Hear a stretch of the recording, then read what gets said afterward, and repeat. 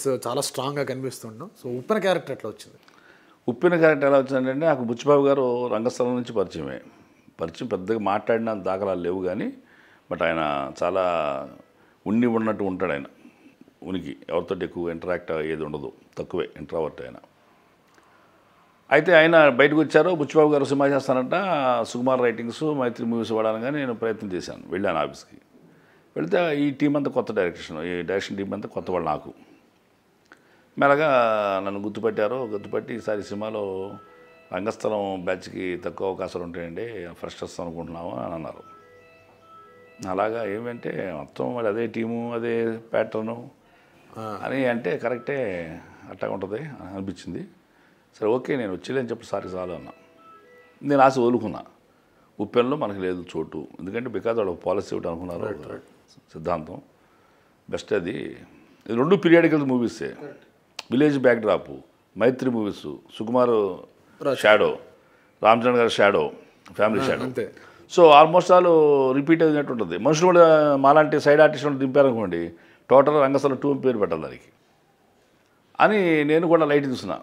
దాంట్లో రాకపోతే అవకాశం మనకని కట్ చేస్తే ఒక రోజున బుచ్చిబాబు గారు అసోసియేట్ నుంచి ఫోన్ వచ్చింది. సారు పక్కన ఉన్నాడు ఆయన, బుచ్చిబాబు గారు. మహేష్ గారు మీకు బస్సు డ్రైవింగ్ కానీ లారీ డ్రైవింగ్ కానీ వచ్చాయండి అన్నాడు. ఎవరు నేర్చుకుంటాడండి అన్న. నేర్చుకుని మనకు అవసరం అన్నాడు ఆయన. అలాగే సీరియస్ సార్ అన్న, సీరియస్ అన్నాడు. కట్ చేస్తే 3 రోజులు చందనగర్లో బస్సు డ్రైవర్ని పట్టుకుని, స్కూల్ బస్సు డ్రైవర్ని చిల్డ్రన్స్ తీసుకెళ్తారు కదా, పట్టుకుని బీరంగూడ దాకా ఆడుతూ ట్రావెల్ చేసే బస్సులో ఆ లాస్ట్ షేడ్ దిగేదాకా ఉండి ఆ తర్వాత 6 గంటల సేపు పొలాల మధ్య 4 రౌండ్లు కొట్టి వీడియో తీసి అయ్యా నువ్వు చెప్పాడు బిజినెస్, ఎందుకంటే అది హీరో హీరోయిన్ కాంబినేషన్తో ఉంటుంది, ముడిపడి ఉంటుంది. మీరు తాగుబోతు డ్రైవరు కొంచెం పర్ఫెక్షన్ ఉంటే బాగుంటుందా అన్నాడు ఈయన బుచ్చిబాబు గారు. అట్లాగే 1 వారం రోజులు నేర్చుకున్నానండి.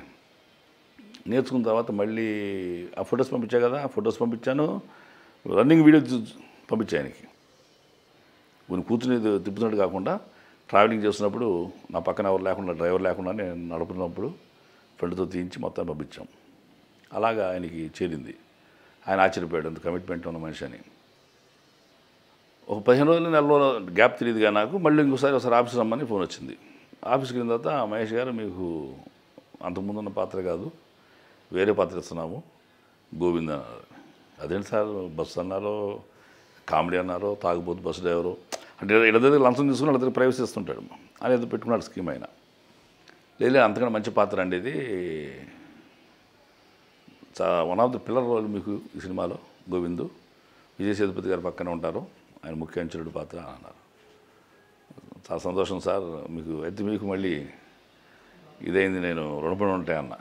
పెద్ద వేషం అంటున్నారు, విజయ్ సేతుపతి గారి పక్కన అనగా తిల్లేయాను అనగానే ఆయన చెప్పారు, నేను ఆఫర్ చేసింది కాదు ఈ క్యారెక్టరు, మన సుకుమార్ గారు కో డైరెక్టర్ రమేష్ గారు అని చెప్పి ఉన్నారు, రంగస్థలానికి ఆయన కో డైరెక్టర్. ఆయన ఇప్పుడు ఆయన వేరే డైరెక్షన్ చేస్తున్నారు.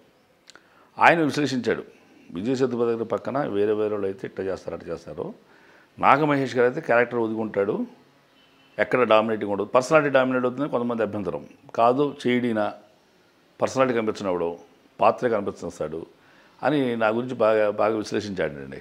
అది బిఫోర్ షూటింగ్ చెప్పాడు ఆయన బుచ్చిబాబు గారు. నేను సీక్రెట్ మార్గాలు తెలుసుకుంది కాదు, స్పై మార్గాలు కావు, బుచ్చిబాబు గారే నేను మీ రుణపడి ఉన్నా అంటే ఈ రుణం నాది కాదు సార్, మన రమేష్ గారిదే, ఆయన విశ్లేషించాడు మీ గురించి.